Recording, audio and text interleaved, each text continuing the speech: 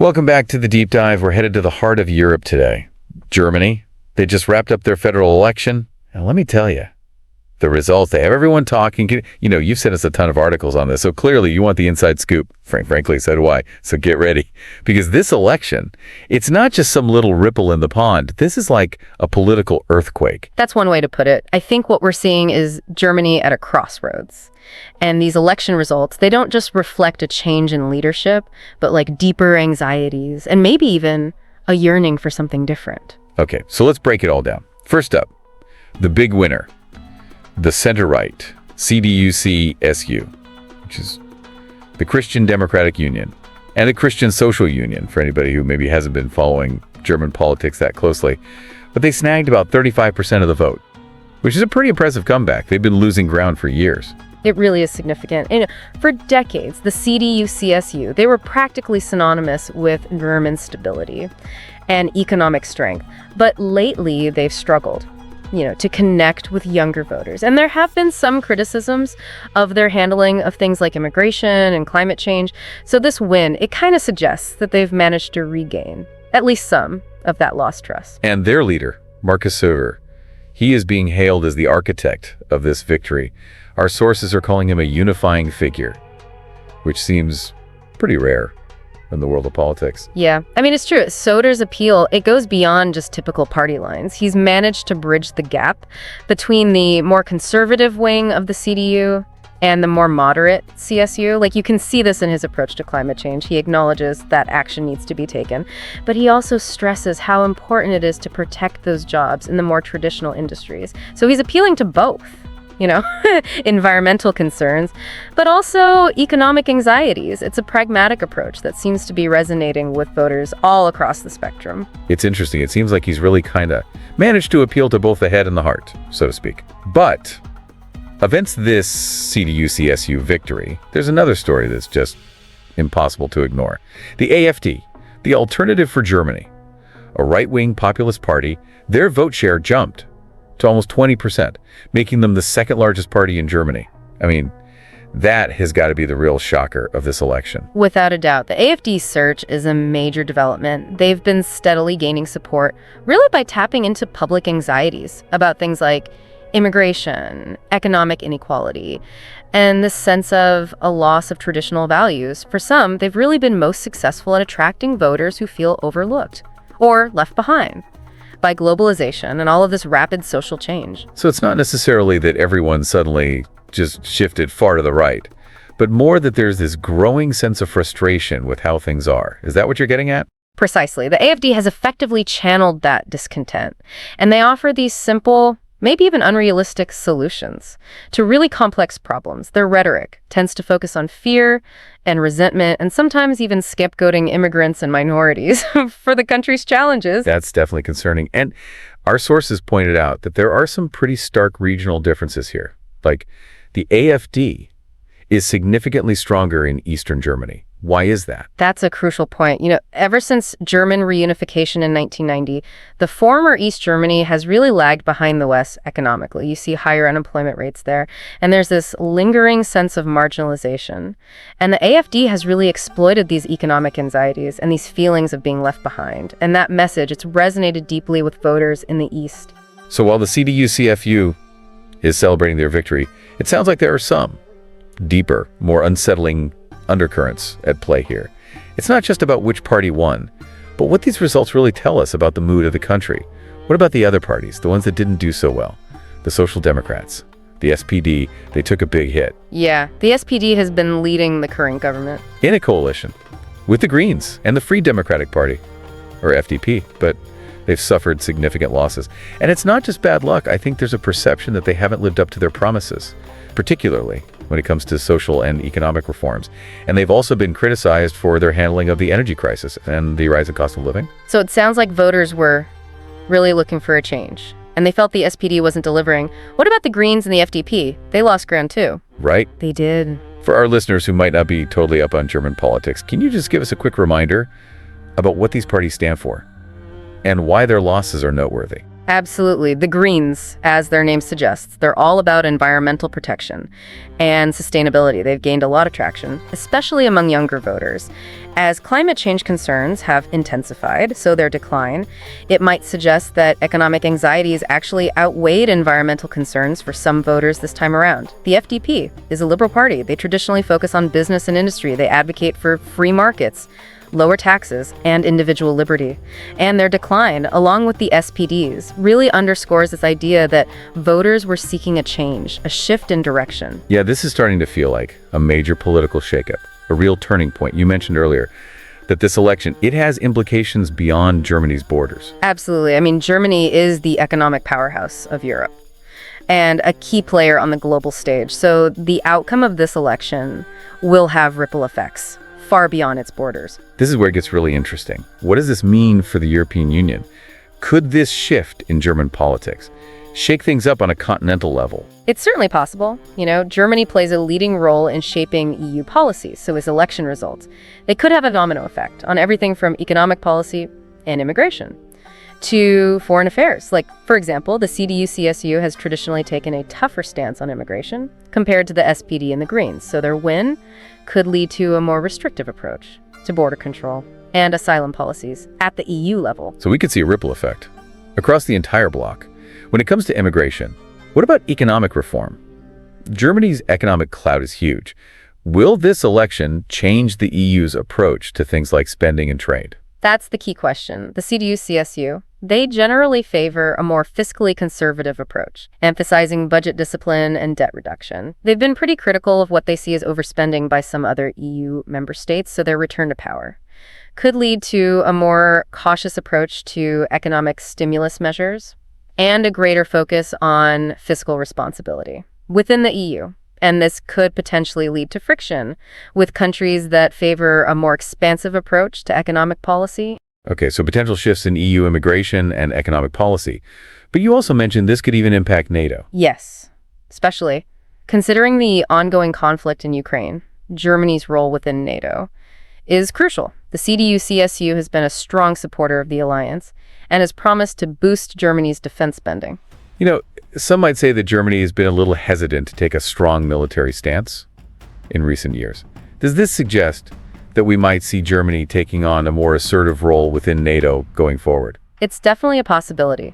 With the CDU-CSU back in charge, Germany might embrace a more prominent leadership role. Within NATO, they've expressed a commitment to strengthening Germany's military capabilities and taking a more active role in international security affairs, so this could reshape the balance of power in Europe and really influence NATO's overall stance towards Russia. So we've got a center-right party back in power, a significant rise in support for a right-wing populist party, and potential shifts in both EU and global politics. And this is just the beginning. What happens next in Germany itself? The CDU-CSU, they didn't win a majority. That's right, they're going to need to form a coalition government with one or more other parties to secure that majority in parliament. And that's where things could get even more interesting. Let's dive into those coalition possibilities in part 2 of our deep dive. You won't want to miss it. Okay, so we've established Germany's in for some pretty big changes after this election. But the CDU-CSU's victory, that's really just the first act. Now comes the tricky part. Forming a government. They've got to build a coalition. And that means negotiating with other parties who might not exactly see eye to eye on everything. Exactly. It's always a challenge, building consensus in a multi-party system. It's a delicate dance. And this time around, it's going to be particularly challenging, just given the diverse political landscape. All right, so let's talk the mutual partners. Who are the most likely candidates for the CDU-CSU to team up with? Well, the most obvious contender is the Free Democratic Party, the FDP. They've been coalition partners before. And, their platforms are pretty well aligned on a lot of the economic issues, things like tax cuts and deregulation. But this time around, the FDP is coming off a weaker election result than they're used to. So they might be a little bruised after losing some seats. Will they even be interested in teaming up with the CDU-CSU again? Or are they going to play hard to get? That's the question, isn't it? It's a tricky situation for the FDP. I mean, on the one hand, they do share a lot of common ground with the CDU-CSU on economic matters, but on the other hand, they did lose ground in this election, and they might be worried about alienating their base by being seen as too cozy with the more conservative CDU-CSU. So, they're going to try to squeeze as much as they can out of these negotiations to show their voters that they haven't lost their edge. It's a classic political power play. Okay, so we've got the FDP as a likely but potentially demanding partner. What about a grand coalition with the Social Democrats? That's happened before in German politics. Right. It has a grand coalition between the two biggest parties, the CDU-CSU and the SPD. It's been a way to create a stable government in the past, but this time around, it seems less likely. The SPD suffered such a resounding defeat that they might be hesitant to join a coalition, where they'd be the junior partner. They might feel like they need some time to regroup and redefine themselves in opposition. So a grand coalition is probably off the table. What about the Greens? Could they be potential partners for the CDU-CSU? A coalition with the Greens is a long shot, but not entirely out of the question. There are some fundamental differences between the two parties, particularly on issues like climate change and energy policy.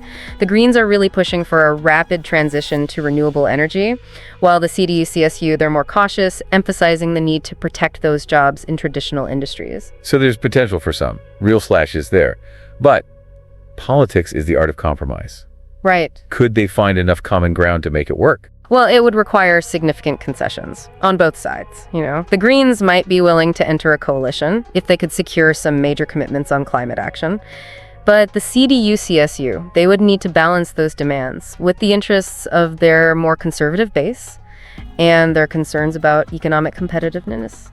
It's a tough needle to thread. It sounds like forming a government is going to be like navigating a political minefield. I mean, these negotiations, they could drag on for weeks, maybe even months. So what are some of the key sticking points we should be watching for? Well, immigration is almost certainly going to be a major point of contention. The CDU-CSU campaigned on a platform of stricter border controls and limits on asylum seekers, while the FDP and the Greens, they tend to favor a more humanitarian approach. So finding a compromise on immigration policy that satisfies all the parties involved and reflects the diverse views within German society, it's going to be a major challenge. And we talked earlier about how economic policy could be a real flashpoint, especially with the EU in the background. Absolutely. The FDP, their priority is going to be tax cuts and deregulation, while the Greens will be pushing for increased investment in renewable energy and social programs. So the CDU-CSU will need to find a way to balance these competing demands, all while keeping an eye on the broader economic landscape and the potential impact on Germany's role within the European Union. Okay, so buckle up for some serious political drama as these coalition talks play out. But let's not forget about the elephant in the room. Or maybe we should say, the AfD in the Bundestag. They won't be part of the government, but with nearly 20% of the vote, they've got a much bigger platform now to voice their views. It's a significant shift. In the political landscape, the AfD will have more influence now, more opportunities to shape the debate, even if they're not directly in power. So how will their presence in parliament change the dynamics? I mean, can they actually block legislation or force the government's hand on certain issues? They'll have enough seats to potentially obstruct legislation or force some compromises. They can use their platform to try to shift public opinion on issues like immigration and EU immigration. So even though they're not in the government, their presence could still have a real impact on the direction of the country. That's a bit unsettling. So what are some areas where we might see them trying to flex their muscles? Well, they've already made it clear that they'll be pushing for stricter immigration policies. They'll likely try to limit social welfare programs and advocate for a more skeptical approach towards the European Union. They might also oppose further increases in defense spending or any moves to strengthen Germany's role within NATO. Their presence in parliament, it's going to force the other parties to engage with their ideas, even if it's reluctantly. It seems like the AfD's success has thrown a real wrench into the works. How do you think the other parties will respond to this new reality? Will they try to isolate the AfD, or will they be forced to engage with them in some way? It's a real dilemma for the established parties. Ignoring the AfD completely, it risks further alienating their voters, and it could make the AfD seem even more appealing as this outsider voice. But directly engaging with them, it lends them legitimacy, and it risks normalizing their views. It's a tightrope walk. And how the other parties navigate this is going to be crucial in shaping the political landscape in the years to come. So we've got a new government in the making, a rising populist force, and a whole lot of uncertainty about what the future holds for Germany. It's a fascinating and complex situation, and it's only just beginning to unfold. Indeed. Germany's at a pivotal moment, and the choices made, in the coming months and years are going to have a profound impact, not just on the country itself, but on the future of Europe and the global order. As we've been talking about all these political shifts, I keep thinking back to something you said earlier about the AfD and how they've really tapped into this deeper sense of frustration and disillusionment among some segments of the population. Yeah, that's a really critical observation, and I think it's echoed in a lot of the articles you sent us. This isn't just about party politics. There's a sense of unease and discontent that runs much deeper. It makes me wonder, what does this election really tell us about the social and cultural fabric of Germany today? We've talked a lot about the political chess game, but what about the underlying social currents? What's happening beneath the surface? It's the crucial question, right? I think the AfD's success, particularly in the former East Germany, it suggests, a real sense of economic anxiety, this feeling of being left behind by globalization and technological change, like the promises of reunification, they just haven't been fully realized. And then some people, they feel like they've been left behind in this rush to modernize and integrate. It's like there's this disconnect between the political elite and a big chunk of the population. They feel like their voices aren't being heard, that their concerns aren't being addressed. Exactly. And this sense of disconnect, it's not unique to Germany. We're seeing similar trends in other countries around the world where populist movements are gaining ground. They tapping into these feelings of alienation and resentment. It's a sign that the traditional political systems, they're struggling to adapt to the rapid changes of the 21st century. So what does this all mean for the future of Germany? Can the new government, whoever ends up leading it, actually bridge this divide? Or are we headed towards a more fragmented and polarized society? Well, that's the million-euro question, isn't it? I think the challenge for any German government going forward is going to be to address the root causes of this discontent. It's not just about tweaking economic policies or making these symbolic gestures.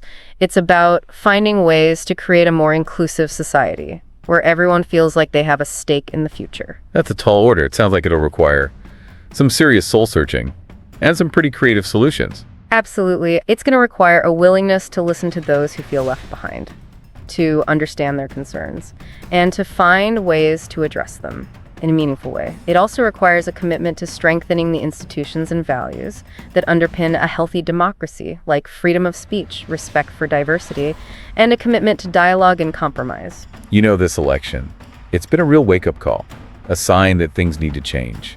It's a reminder that democracy, it's fragile, and it requires constant attention, constant work, to make sure that everyone feels heard and represented. It's also a reminder that the complexities of the modern world, they require nuanced solutions. We can't just fall back on simplistic slogans or scapegoating.